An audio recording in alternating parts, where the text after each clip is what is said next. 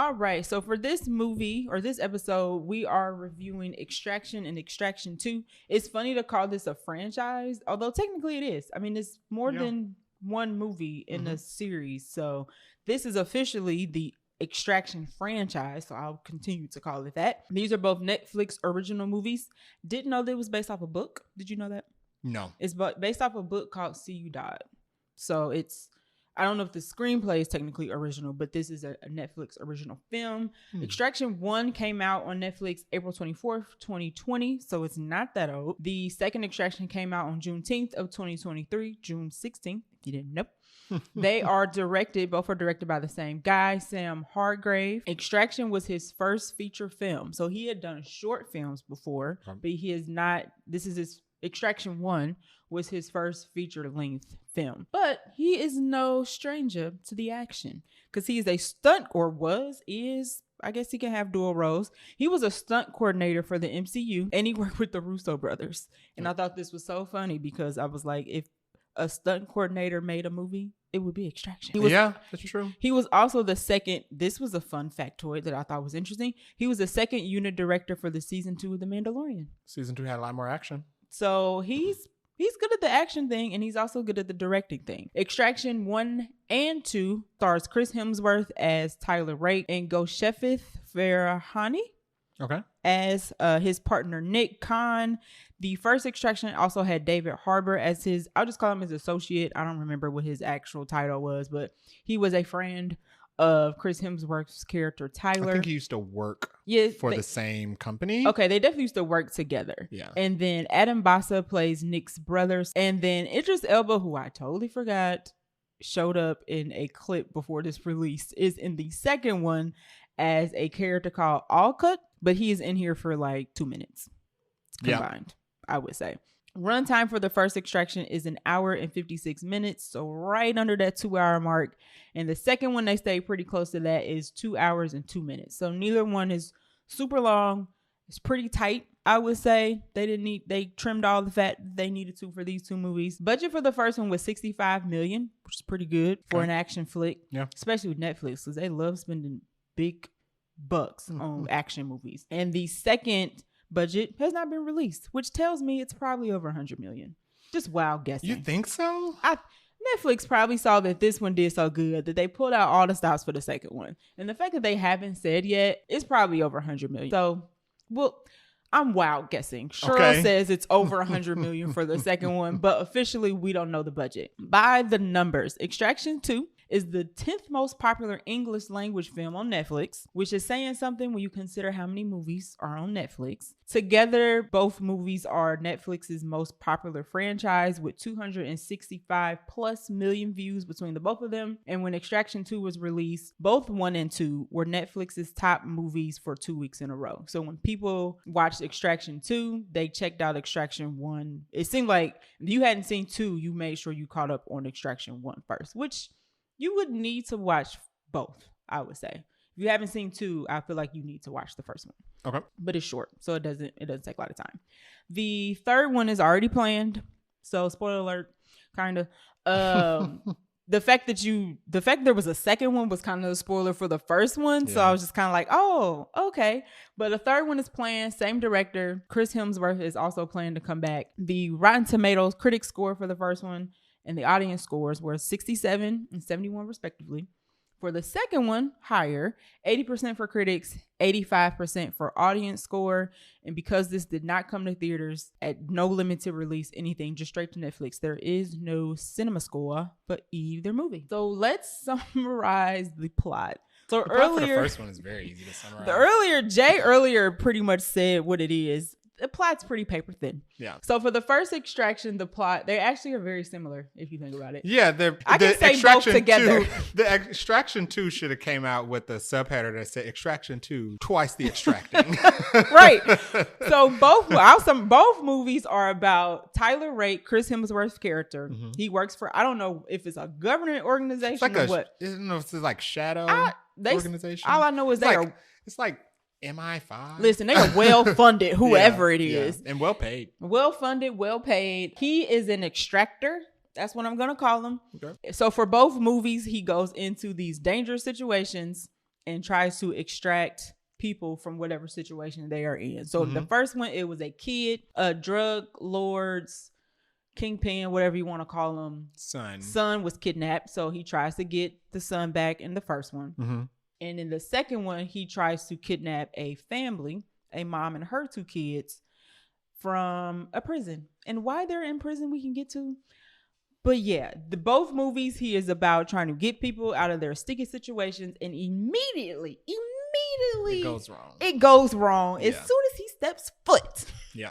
As soon as he grabs the kid or the person, it goes to crap. So that is pretty much the synopsis of both Extraction. Both movies, yeah. Which, hey, I'm all about a movie that's like straight to the point and giving me all the action. Yeah, there's more gun in both movies. Mm-hmm. There's more just like fights and gunplay than there is like hand-to-hand combat. I mean, hand-to-hand duking it out. Yeah.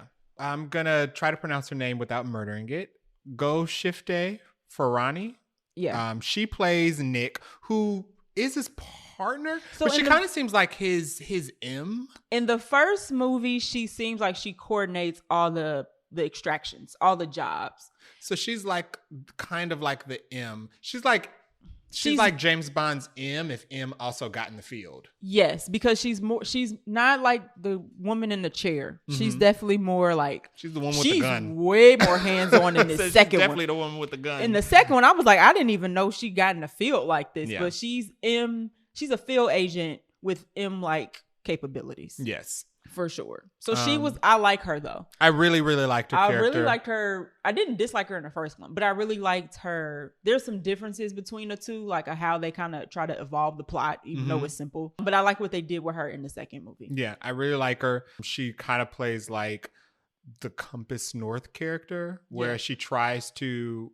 Usually, because of the nature of Chris Hemsworth's work, he's gonna go rogue and do something like totally off plan. Right. And she's the person that's trying to bring the reason and the sense back into the equation. Right. But she's also not afraid to get into a shootout. No, she was listen. Miss Mama was getting down in the second one. I was like, oh, okay, Nick, get it done. In the first one, David Harbour plays a former associate of him who's clearly out of the game. Like he used to work with them and do their missions with them, but he clearly quit and settled down.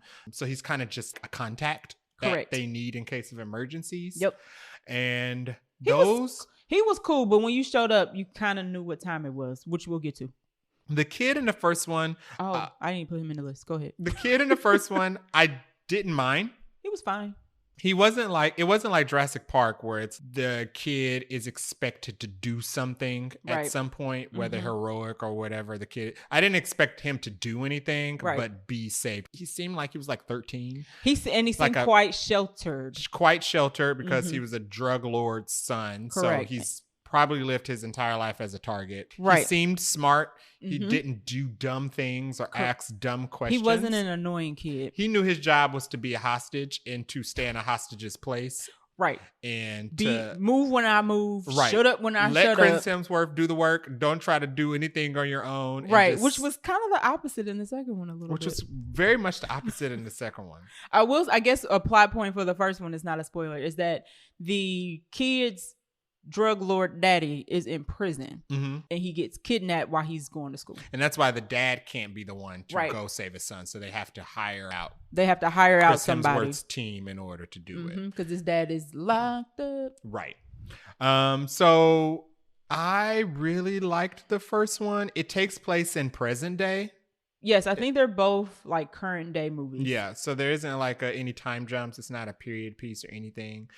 I will say something about the actors and actresses in this movie. There are a lot of like side people in this movie who just get killed. And in the first one, there's a lot of like in both of them, because in the first one so Tyler and Nick clearly work for an organization with a team. But some of the people get picked off. Yeah. Quite quickly. And you're like, oh, but that's your team member. And they're like, we gotta go. Mission to be accomplished here. In movies, they call them red shirts. Oh, okay. And it used to be a trope in older movies. Whenever you would see a character wearing a red shirt, you know that they were going to be killed at some point. Okay. Nowadays, they don't wear red shirts anymore, but you can tell red shirt characters when you see them on screen. It's like you were here to be killed in some type of way to advance the plot. Right. As you say, advance the plot because it adds to the action. Yeah, and so because there's so much shooting, you have to fill it with more people to be shot. Hello.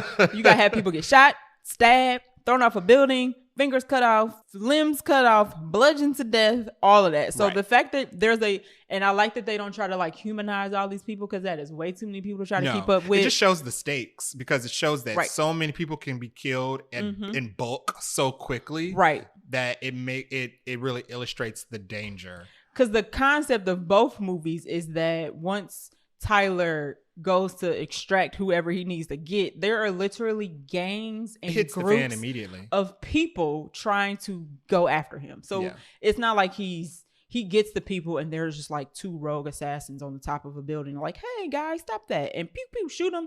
No, there's literally, in the second one, there's a whole prison of people trying to stop him from leaving. So lots of people getting picked off. So what did we really like about it? The first one, I really liked the action. I don't want to say it's John Wick-esque because John Wick movies, their action scenes, the camera is like panned out a little bit further. Okay. And they try to get all the action in the same frame. With the action it's very close up. It's more like Upgrade. Like the movie Upgrade, where the camera moves with Chris Hemsworth's body. Like when he goes right or left, the camera goes right or left. It's like first and a half person. Yeah. So it's not first person, but it's one step back to where you can see the person, but you're really you're moving as he moves. You kind of feel like the camera's tethered to his body in a way that it's twisting and turning and doing like a GoPro. Right. It's twisting and turning and doing the shots and doing the scenes with him. I really like the action. I really like the sound.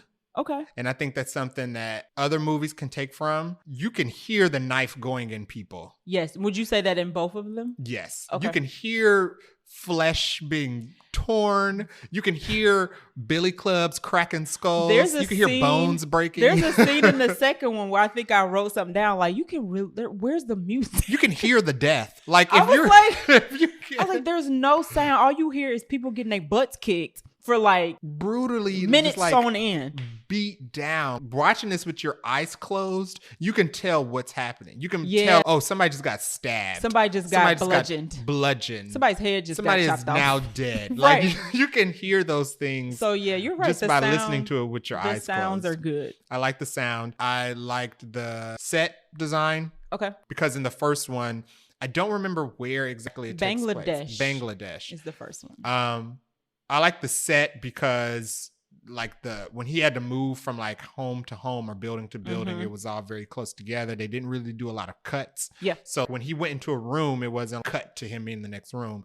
The camera, you almost felt like you were with him. Like it's that very Chris GoPro 1.5 person It's view. Chris Hemsworth. Yep. It's the boy he's protecting, and you feel like this third person that nobody's third person in the room that nobody's acknowledging, but you just feel like you're with close. him. You're the person he's like, stay close. It's kind of like being on one of those Universal rides where the people on screen are talking to you. Yeah, and you're trying to follow them real close. And then when they jump, the ride moves back. And when they turn, the ride turns. Yeah. I really like that. And it really kept my attention. And sometimes it took me a while to realize that I was watching an action scene for 5 minutes. So trivia about both of these movies. So the very first Extraction, what was notable about it is there is a 12-minute long take. Uncut. So basically it's a one take shot, as they call it. And what that means is normally in a movie, when they jump scene to scene, it cuts. So if a character's in the kitchen and they want to cut to outside, they just cut to outside.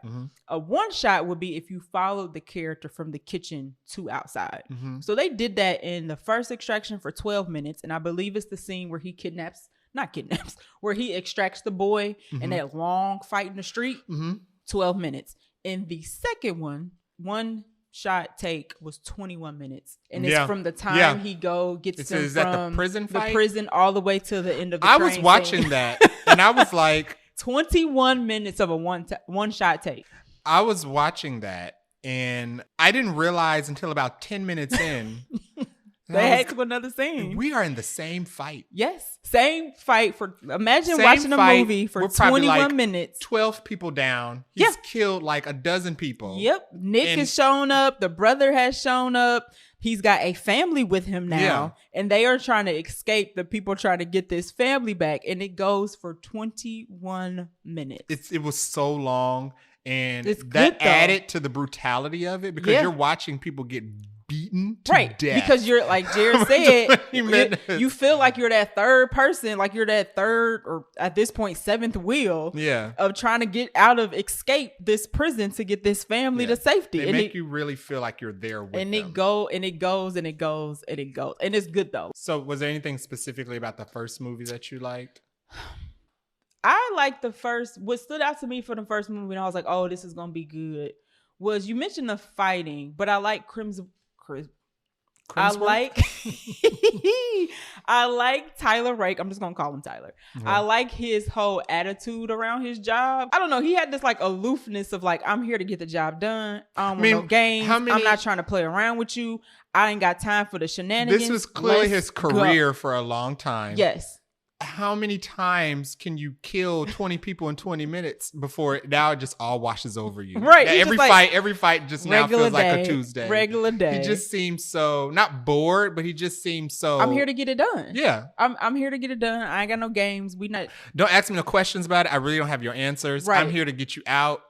Don't ask me who paid me. It doesn't matter. Exactly. Semantics is not important. Yeah. The second one, what I liked that they added more to the story.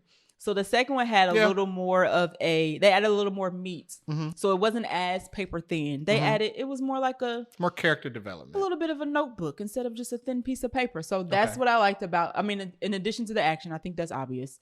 The second one had more depth to the plot. So I think that, I feel like I want to get into spoilers. We need anything else? No. So let's do spoilers for the first one. Okay. So spoilers for the first one. Plot twist immediately, almost. Plot twist immediately. So he's sent to extract the boy who's the son of a drug lord who's in prison. That's why he can't get his son himself. Uh-huh. There are two stories happening. I won't call it A plot, B plot. Well, I'll call it A plot, B plot. Mm-hmm. A plot is Chris Hemsworth extracting the boy and protecting him, trying to get him out of the country to the extraction point. Right, wherever he's going to be safe. The B plot is the drug dealer who's in prison's bodyguard is also trying to extract the boy. Right. Because they hire Chris Hemsworth to extract his son and they don't have the money to pay Chris Hemsworth. So the plan is to kill Chris Hemsworth once he turns the boy over. Yep, and take him. Because they're broke. Well, not only did he not have the money, the drug lord told the bodyguard, if you don't get my son back, I'm killing your family. Yeah. So the bodyguard is like, I don't have the money to pay these people and I want my family to live. So as soon as Chris Hemsworth gets the boy, somebody starts picking off their team. And he's like, what is going on? And come to find out, it's the bodyguard. It's the bodyguard. And that's literally maybe 15 minutes into the movie. So the plan was to use Chris Hemsworth to get the boy out of captivity. And then once the boy was out, kill Chris Hemsworth and scoop the boy up and for him to go back to the drug lord and be like, see, I got him. Everything's fine. Please don't kill my family. Yeah. And it doesn't work out. So basically, Chris Hemsworth keeps the boy from getting re-kidnapped. I guess you can't re-kidnap from his bodyguard. But so now as he's going, he has the original kidnappers trying to get the boy back. He has the bodyguard trying to get the boy back. Eventually, the bodyguard ends up working with the boy and Chris Hemsworth to get the boy to safety. People who are really there to kill the boy, have picked off both of their teams at this point, pretty much. And now they've hired kids and to help. And there's like a gang of kids. They hired the kids from the City of God is the only thing I can imagine them from. Mercenaries, but mercenary tots with guns and. They use the kids to run around town and pick off people whenever they want because they're kids and nobody pays attention to kids, especially kids who are like in the slums. Yeah, but it's like the neighborhoods and the setup that the first movie is in is like the slums of whatever city is going on. So they make it out, but the reason why I said the second one is kind of a spoiler for the first one is because you think at the end of the first one, Tyler Rake dies because he gets shot by one of the kids that he ends up interacting with before. Yeah, so there's a scene in the middle of the movie where he gets into a fight with the kids in like a street or something. In the street, and he doesn't kill any of them. Yep, he basically like whips them. Yeah, he like beats them to the point where they give up fighting. Right, and he lets them all go because they're kids. Mm-hmm. In the end, the bodyguard gets killed. He does. While they're trying to protect the boy. The bodyguard gets killed. Kind of deserves it. Chris Hemsworth gets the boy to safety, but right after he gets the boy to safety, one of the kids that he spared shoots him in the neck. Yep, and he falls off a bridge. And that's how the first one ends. And I liked how the first one ended kind of in the Man on Fire way.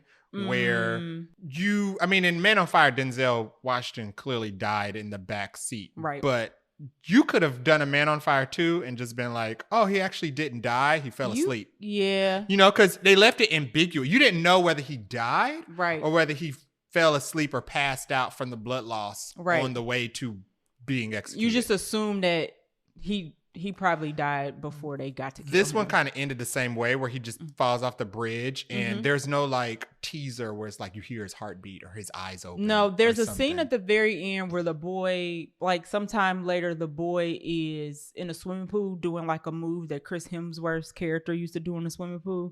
And as he's coming out of the swimming pool, there's like a figure that looks like it could be I Chris never Hemsworth. thought it was Chris Hemsworth though, because you can't go back to the people. When the second, let's jump slowly. I mean, we can jump back and forth. As you get into the second one, Chris Hemsworth is pulled from the river he fought. The second one starts immediately where the first one leaves off. Chris Hemsworth is pulled from the river he falls into, taken to a hospital. He's in a coma. He ain't had no time to go visit that kid. So I don't know if y'all thought about that when y'all cut this, but that couldn't have been him. Because I didn't think it was. I just thought, they're just trying to tease, but he's clearly dead because he got shot in the carotid artery. So when he comes back, when they drag him out and put him in a hospital, he's in a coma for months because his beard grows back and his hair grows back. So they definitely played the whole, he's not like a superhero. Like he literally had to be in a coma, learn how to walk, all of that. The second movie, I was like, okay, so he lives. Yep. I was interested in how they were going to pick up the second movie. They're going to have to do some James Bond type of like nanotech explanation for how they resuscitated him from the amount of bullets he took across the movie. I think he was like stabbed in the neck or shot in the neck. Yeah, he was shot in the neck. But all of the other bullet wounds from the movie prior to being shot in the neck off the bridge. Right. Then he was shot in the neck off the bridge. Yeah. And he fell into the river for who knows how long. He just floated. In Bangladesh, in the river that runs through the city. It was gross. It was red. So I was like, they're gonna give us this montage of them resuscitating him and injecting him with things, and they're gonna explain how he's back to fighting shape for the rest of this second movie. And they just like, we don't have time for that. Lifeline him out the river. Yeah. And get him in the hospital so we can get the second movie on with. So I was like, okay, well, that was anticlimactic. Well, yeah, but I like the fact that they at least put him in a coma. And it wasn't, we gave him a Band-Aid and some Tylenol, some ginger ale, and he was fine. You can't plug a neck wound. So how he didn't die is... You're asking too many questions. I am. But Netflix said we got a sequel to make. We don't have time to explain. That would have added another 30 minutes to the movie. It would have been over the 2 hour, So I was that took me out of it just a little bit. It? The fact that they brought him back to life so quickly when he wasn't even dead. So the fact that he had a medical miracle. Yeah. he had a medical miracle. They care flighted him out of there like he was in an auto accident and just put him in a hospital. And he was still alive on the plane. They were going to pull the plug after he was in a coma for so long, so he almost died. So the second movie kicks off, like Cheryl said, right at the end of the first one. They fish him out the river. They do some time jumps, and he's been in a coma for so long. We have to see him go through physical therapy. We have to see him, which was all. Deal with the fact that he almost died. Yeah, they did it very quickly. They didn't like draw it out for too long, which was cool. Eventually, he learns how to walk again. He gets back out. He's living in the forest somewhere in Austria, I think they said, on his own. And we get a surprise cameo from Idris Elba, which I forgot. They actually showed this little clip, or they showed a picture before this movie came out. I was like, I didn't know Heimdall and Thor was coming back together again, because that's literally what I thought about. Right. That's funny. We get a scene with him and Idris Elba talking in his cabin, and Idris Elba basically offers him another extraction job. But the spoiler is that the extraction job is from Chris Hemsworth's character's ex-wife. She's the one who hired them. Because her sister is the family that is in prison. Right. And they are in prison because the whole plot of this movie is that another drug kingpin organization, they basically the mafia. The mafia has one of their brothers, or the main guy's brother, is in jail because he threw a DEA agent off a bridge. He's in jail. The Americans don't want him out, so he gets 10 more years. They don't like that. They kill some politicians. The brother has the politicians of the country they're in bring his wife and 2 kids in the prison. So the wife and the 2 kids are living in a Jordanian prison, men's prison, mind you, with the father because he wants his family with him in jail, which is the most outrageous thing. So the whole plot point of the second movie is to get the mom and the 2 kids out of the prison, unbeknownst to both the dad that's in prison and the brother who's the head of this mafia. And also it's worth noting that everybody in the prison pretty much works for the dad. Well, you know what? I think it was both. I think because somebody said you're going to have 2 people coming after you. The people who work for the dad trying to stop you from leaving, and the people who hate the dad and who want to kill the family in retribution. Right. So basically chaos once again. As soon as he steps foot out of the prison cell with the family, chaos ensues. But we get that nice 21-minute one-take shot where they go from the prison. There's a prison fight. There's a car chase in the forest with cars and trucks. And then there's a train ride which derails and crashes. Right. All in the span of 21 minutes. Chris Hemsworth gets in the prison in the second one, extracts the family out. There's a 20-minute fight. We see a lot of Chris Hemsworth pretty much using mostly just one knife to stab. He's using things around him. People multiple times. He's DIYing eventually he gets a little bit. Mostly a knife. He eventually gets a billy club. Mm-hmm. At the same time, the mother of the children he's extracting, who is his ex-sister-in-law, is right. Also pretty good in combat. She has a shovel, and she's using her shovel to beat people down. Uh-huh. They're coordinating. They're working together. They're taking people down. Chris Hemsworth in the second movie is joined by Nick, who is his broker or whatever. She's the one who brokers the deals for the jobs. Correct. And her brother, Yaz, they join him on these extractions this time. So we get a lot, and this is all of this, the whole prison sequence from him entering the prison to getting out of the prison is a one shot. No, all the way to the train. Well, all the way to the train is a one shot. Yep. Chaos. Kudos to the director for being able to pull that off. Who knows how many takes they had to do. That whole, especially on the train, when the helicopters show up and they trying to fight off the people who hop off the helicopter onto the train. And then at the very end, the train derails. So they have to strap in so they all don't go fly off and die. Yeah. It's crazy. I think we're only halfway through the movie at that point. More chaos ensues as the brother realizes. So the dad ends up dying in the prison fight because Chris Hemsworth kills him. The son is all mad about it because he's like, "Oh, I love my dad," even though she's got 2 kids. The mom is the mom. He's extracting a mom and her 2 kids. One is an older son who's like high school age. Yep, who's the opposite of the kid in the first one because this kid in the first one is annoying. And he causes problems. Her second kid is a little girl who looks like she's under the age of 10. She's fine. She's cool. fine. I just didn't like the kid because it was that trope of like hard-headed kid. His dad is an awful person. His family technically is awful. But he's all like, no, you shouldn't kill my dad. My dad's a good person, blah, blah, blah, blah, blah. And you know what? It's cool he lived and he got a redemption arc. But did he didn't really get a redemption arc. So I had a note. I'll just stick to my notes. The note I had was, I didn't like the son. From the first moment he was on screen, he looked shifty. I called him brainwashed. That too.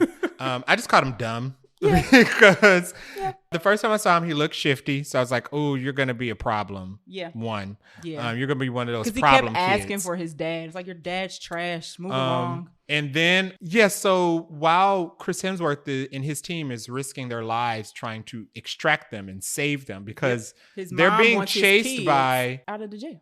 So they're being chased by not only people in the prison when they're trying to get out of the prison, but the uncle who wants them back, who's the head of the mafia, is also trying to kill them. Yes. For all intents and purposes. I mean, he doesn't prove at any point that he's not trying to kill them. Yeah, he actively tries to kill them throughout the entire movie. Once he finds out that the brother died in prison, like the dad of the kids died in prison, he was ready to take them all out. Like the wife and the 2 kids. He did not care. They all could have went. Because when they were shooting at them, they weren't like, oh, is that a kid? Let me be careful. No. They was trying to take them all out. And the son was still like, oh, but I need to be with the family. And the mom was like, I am your family, fool. Yeah, I'm the one trying to get you out of prison. Basically, the mom was married into like some type of Jordanian gang called the Nagazi. Mm-hmm. I always laugh because I wanted to say the Nazgul. Oh, it definitely gave me Nazgul, Lord of the Rings. The flying dragon things from Lord of the Rings. I was like, I feel like he wants to say Nazgul. He should have picked something different. But yeah, the boy just, I guess, was brainwashed with this.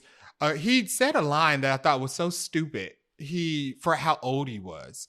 But he's clearly too old to be dumb. But apparently not. Chris Hemsworth is trying to explain to him, I'm extracting you to save your life because your uncle will kill you and your mom and your dog and your sister and so will the rivals. Everybody in the world wants to kill you. I'm trying to take you to the one place where you can live and be free. And the boy says, a good son is supposed to stay with his father. Like, that's something you would say if you were like 5. if you were a 5-year-old. But your dad is trash. As any type of person over the age of 13, a good boy stays with his father is not a statement anybody would realistically make. But I put a note. I said maybe he thinks this because he grew up on a compound with no education. I was going to say, I don't think they're getting schooled in prison at all. He said a lot of dumb things because he grew up in prison. He's not smart. So it doesn't say how long they're in the prison, but it's clearly they're not getting an education. And Chris Hemsworth said, the reason he kept you in that prison is because it's easier to manipulate you that way. And it made sense. You're not smart enough to realize that a good son doesn't stay with his father if his father is a murderer. Literal murderer. And is also willing to have his mother murdered just to keep... Listen, the fact that the dad had from running away and having freedom, the wife in the prison was enough for me to be fed up. And he still wanted to go back, and he still wanted to be with the Nagazi. And he was like, the Nagazi is my family. I'm like, oh, you're an idiot. And I can't blame you for being dumb because you grew up in a prison.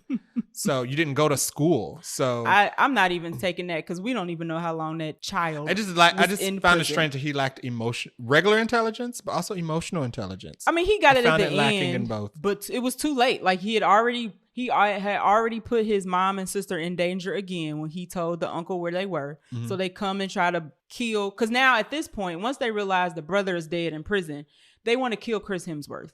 Yeah. And Chris Hemsworth's like, I ain't about that. Also, I'm trying to get my ex-sister-in-law and her kids to safety. So more chaos ensues. The brother dies. So Nick's brother dies, which I didn't like that. But at the same time, I was like, y'all can't be going on these super dangerous missions and somebody not get it. So, I knew he was going to die because he was too charismatic. He was too charismatic and he looked like he was having too much of a good time doing everything. So I was like, yeah, he seemed like he was like the younger... He was like the younger brother, but... Yeah, he was talking about getting T-shirts. And he gave me See You in a Minute vibes. Oh, yeah. Which is, if anybody doesn't know, See You in a Minute was Black Widow's famous last words before they jumped into the quantum realm to go collect all the Infinity Stones in Avengers. And she didn't come back. And I was like, as soon as she said it, I was like, oh, you're dead. Because who says that? So Nick's brother did not make it out of the movie, unfortunately. But Chris Hemsworth's character, Tyler, makes it. Nick makes it, and then at the end it's a happy quote unquote ending because the people you want to live, the bad guy dies, the kids make it out with the mom. At the end though, you find out that actually Idris Elba told Chris Hemsworth's character, don't get caught. Like, if you get caught, you on your own. Like, you never heard me. I don't know you. You don't know me, whatever. But they end up getting caught as the movie ends. And Idris Elba's character comes and breaks them out because he wants them to do another job, which pretty much sets up Extraction 3. So if he's in 3 more, I'm very curious. And he obviously works for somebody. So Idris Elba is not his own person. He works for another organization, right? But we don't know who runs that. But he does say his last line is like, I think my boss is going to like you, or I think you'll like my boss. It was good. I liked this one better than the first one, because the plot had a little more meat to it. I like the fact that it was Chris Hemsworth's ex-family versus his direct family, because he can't have a family in this type of line of work. Right. So that was good because he had a little bit of emotional connection. They added an emotional connection between Nick and her brother. We saw them an awful lot. That was good. And then like all the action was just like John Wick's-esque.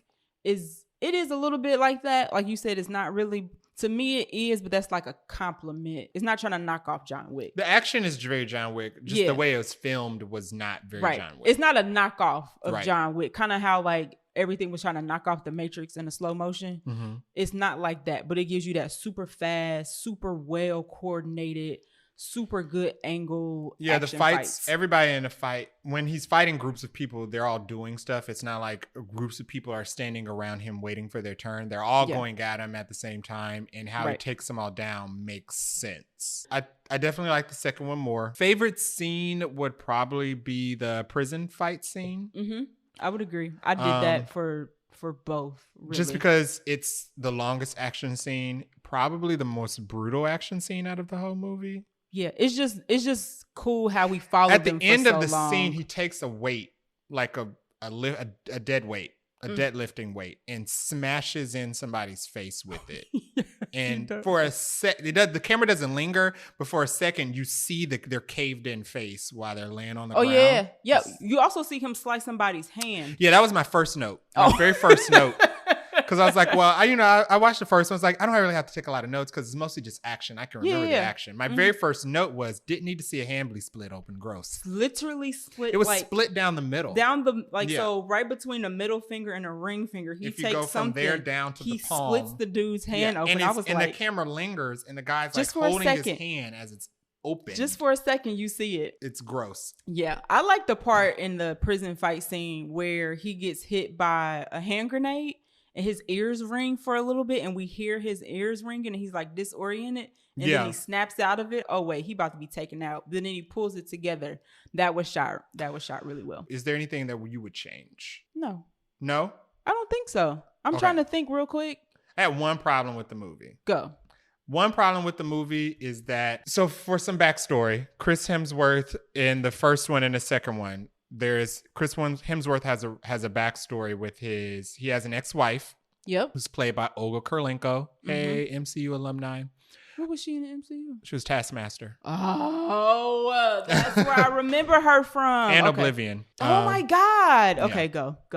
So Olga Kurylenko plays his ex-wife. She looks so freaking familiar. And his backstory is that they had a son who died of cancer. Mm-hmm. And instead of sticking around for the end of his son's journey, Chris Hemsworth took a job because he just couldn't handle it. No. He was in the military then. So he wasn't working for this organization. Right.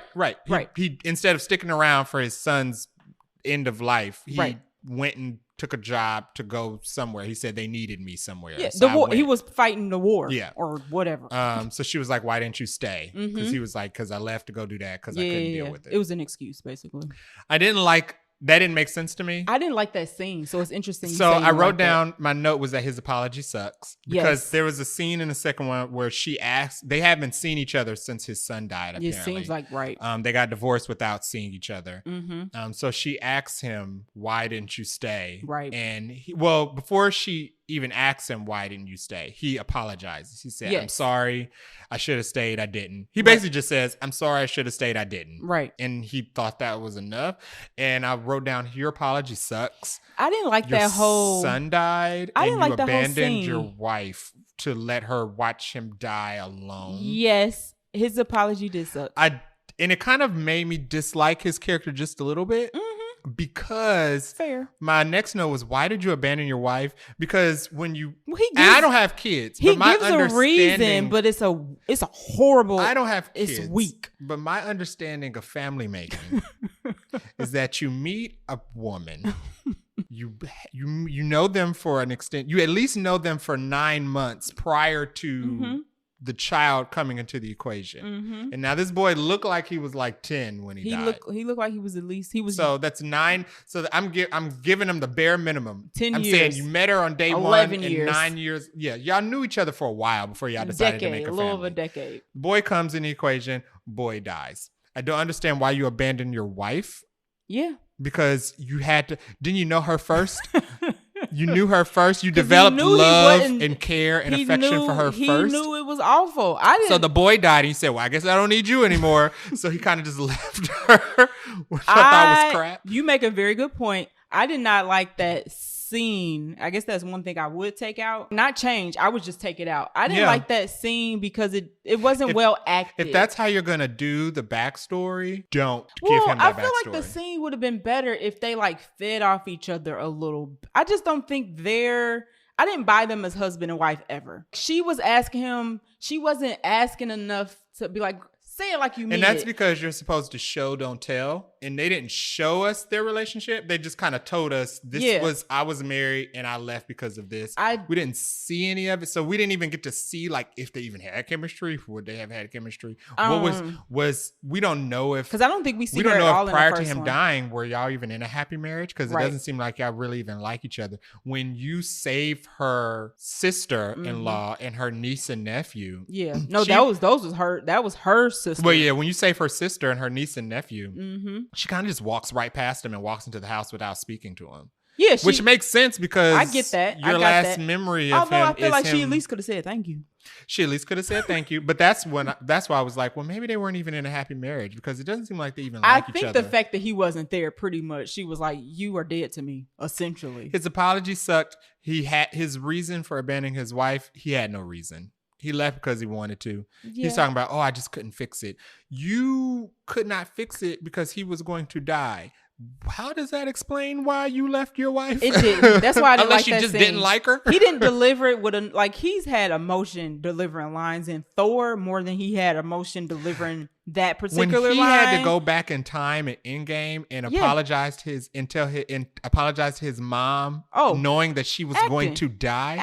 Acting. And that's what I was like, this is very masterpiece theater. This is very, y'all could have cut this. We didn't need this. If this was, my only note was like, if this is what you were going to do with his backstory, you shouldn't have did it. Yeah, they could have cut that scene. This was bad. They literally could have cut and moved on. And that's the only thing I would change. I like Olga Kurylenko. I like seeing her in stuff. I'm glad she was in this. When I saw her, I was like, it was funny because when I pulled up the movie, she was second billing.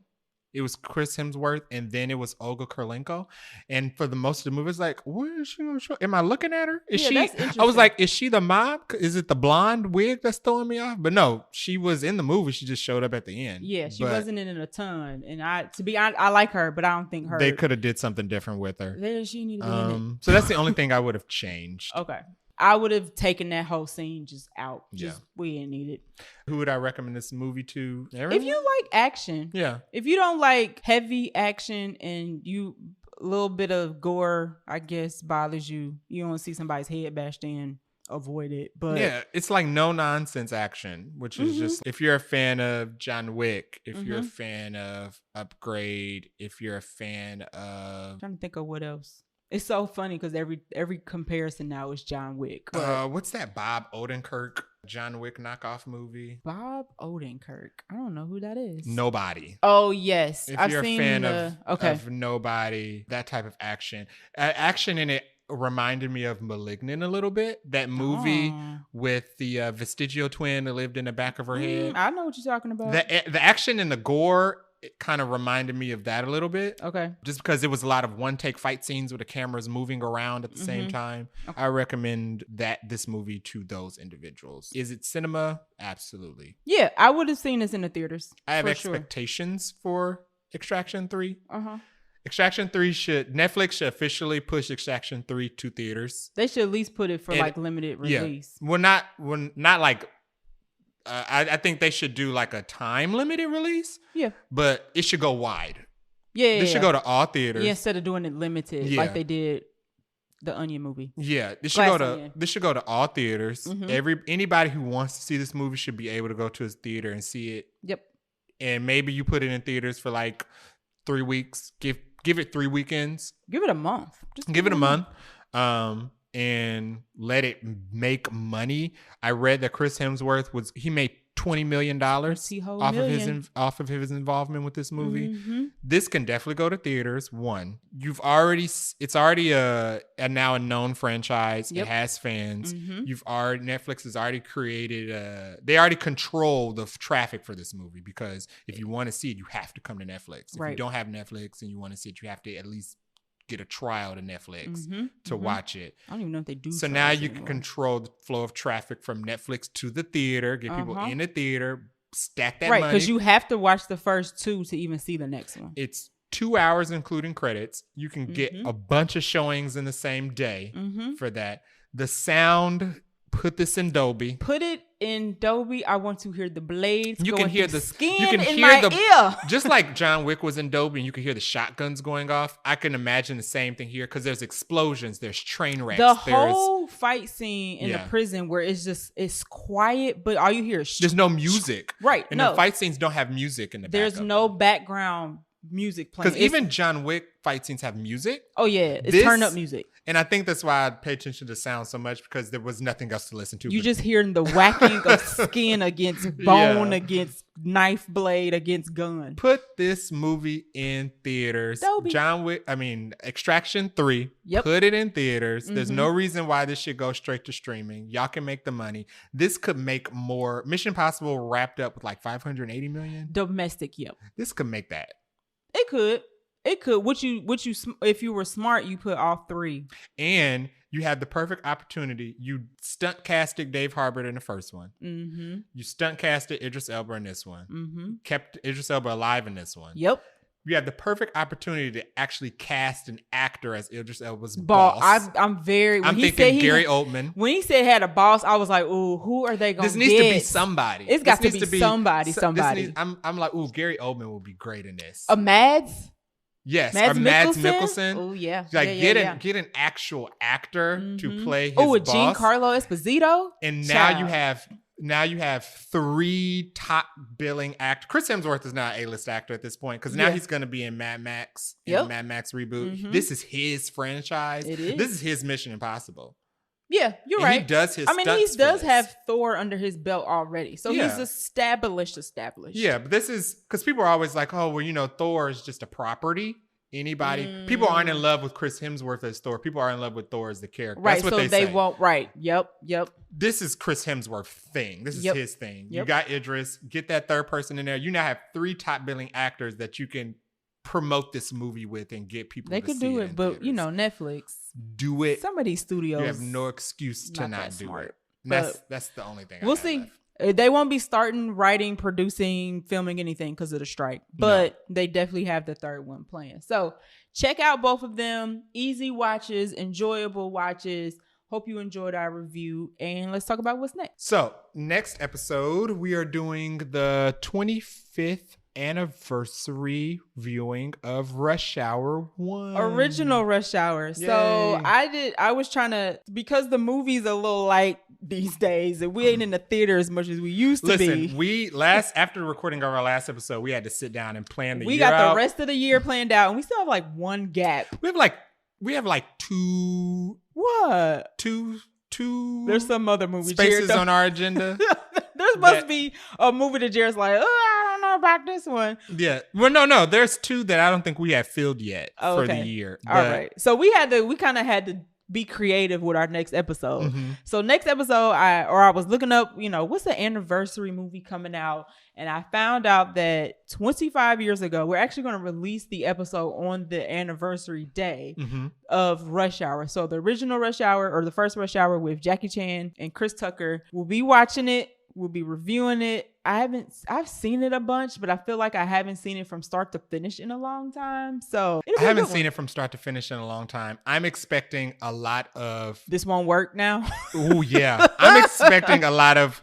Ooh, this won't work now. And I'm looking forward to it because I'm expecting to hear a lot of jokes that are going to be so funny because I haven't heard them in so long. That'll be a good listen. It'll probably be pretty funny because we've already seen it, but we're revisiting it. And yeah, so check it out. And in the meantime, are you doing anything during the week? I am going to be triple fisting it with video games this week.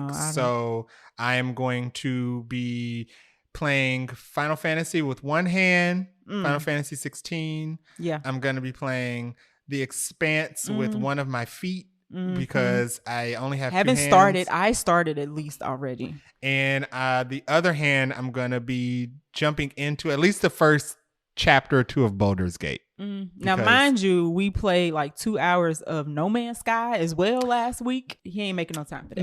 No, I'm making time for No Man's Sky. No Man's Sky takes you got to dedicate like just a day to No Man's Sky. I forgot how tedious No Man's Sky is. Man, and we got blown to bits twice. It's really, they like to make it just a little bit too realistic about the survival mechanics. Listen, we was running out of oxygen. We was running out of gas. We were killed by robots in space battles several times. Died twice. Couldn't find enough oxygen. Plane was on fire. Our ships were both on fire at the same time. It was fun though. We got stranded on an island. Listen, my eyes started to my pupils was like, I need to close because I've been trying to play this for too long. Are you going to be doing anything this week? I'm going to finish my Little Mermaid Lego set. I'm halfway through the 1,700 piece set. I was actually going to try to finish before the movie came out. I actually probably will watch Little Mermaid this week. You could do the set while watching the movie. Hey, with a margarita. Immersion. Because I'm an adult. So...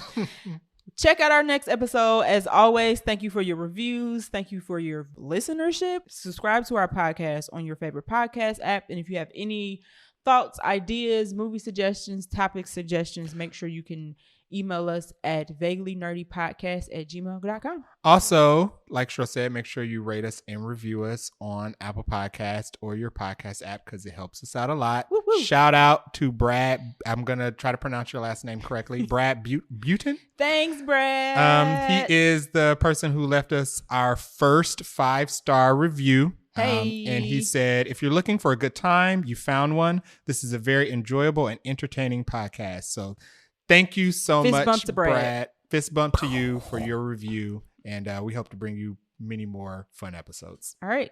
Until next time. See ya. Peace.